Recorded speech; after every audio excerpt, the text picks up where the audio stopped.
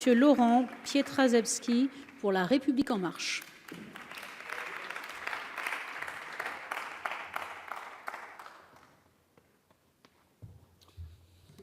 Merci Madame la Présidente. Madame la Ministre, Madame la Présidente de la Commission, Mesdames les rapporteurs, Monsieur le rapporteur, mes chers collègues. Alors, nous entamons aujourd'hui la discussion du projet de loi pour la liberté de choisir son avenir professionnel, qui est le deuxième volet de la rénovation de notre modèle social, après les ordonnances réformant le droit du travail et avant la réforme des retraites. Je voulais, en introduction de mon propos aujourd'hui, revenir sur les ordonnances pour le renforcement du dialogue social, dont j'ai eu l'honneur d'être le rapporteur pour l'Assemblée nationale et pour lesquelles j'ai déjà eu l'occasion de m'exprimer devant vous à plusieurs reprises. Je veux le faire parce qu'il me paraît important de dégager la logique et la cohérence des travaux que nous menons ici avec l'ensemble de la majorité parlementaire et avec le gouvernement. L'objectif de ce premier texte était de favoriser le dialogue social et ses acteurs pour sortir des relations conflictuelles qui marquent l'histoire sociale de notre pays, beaucoup plus d'ailleurs que celle de nos voisins. Cette réforme, elle visait à apporter des solutions pragmatiques pour les entreprises, en particulier pour les TPE, PME, qui sont un véritable gisement d'emploi.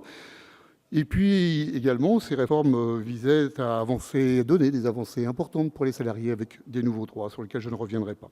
Nous avons fait à ce moment-là le pari de la confiance. Notre majorité présidentielle a instauré un climat propice aux investissements, générant de la croissance économique, facteur de nouveaux emplois.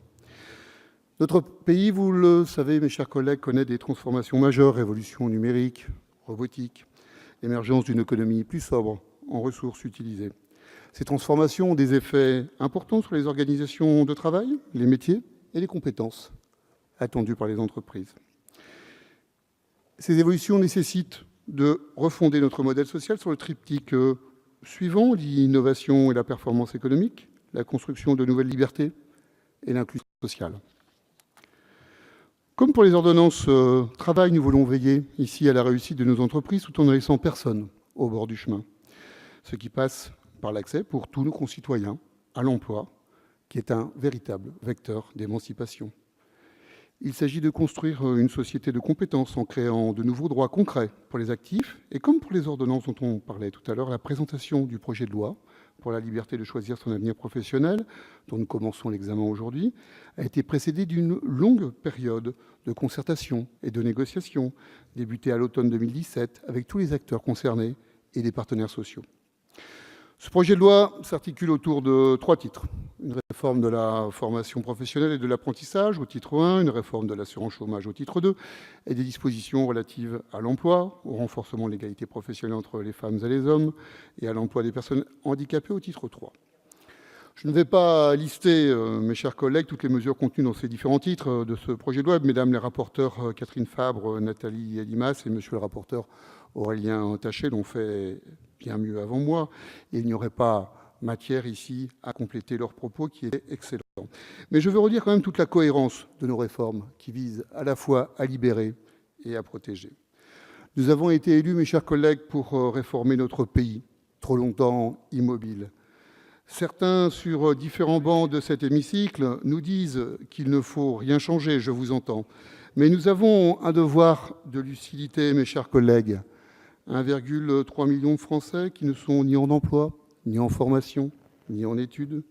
Des ouvriers qui ont accès 2 fois moins que les cadres à la formation.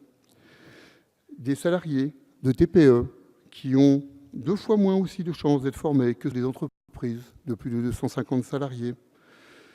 Alors que face à nous, 50% des métiers seront profondément transformés dans les 10 ans. Seul un salarié sur 2 accède à la formation professionnelle. Oui, mes chers collègues, il est temps d'avoir de l'ambition sociale, tous ensemble, avec ce texte que vous nous proposez, Madame la Ministre. Et c'est pour combattre avec vous toutes ces inégalités qui minent notre vivre ensemble que nous menons notre action réformatrice et que l'ensemble des députés de la majorité présidentielle, et notamment ceux de La République En Marche, entendent bien imprimer leur marque sur ce projet de loi. En plein accord avec vous, Madame la Ministre, comme nous l'avons déjà fait en commission, avec l'adoption de nombre d'amendements, je le rappelais tout à l'heure, plus de 300, qui viennent certes de notre majorité, mais également des autres bancs de cette Assemblée. Enfin, devant la formidable révolution que constitue ce projet de loi, et les réactions parfois conservatrices qui peuvent venir tantôt de la droite, tantôt de la gauche. Je me réjouis pour nos concitoyens que l'innovation sociale soit de notre côté. Je vous remercie.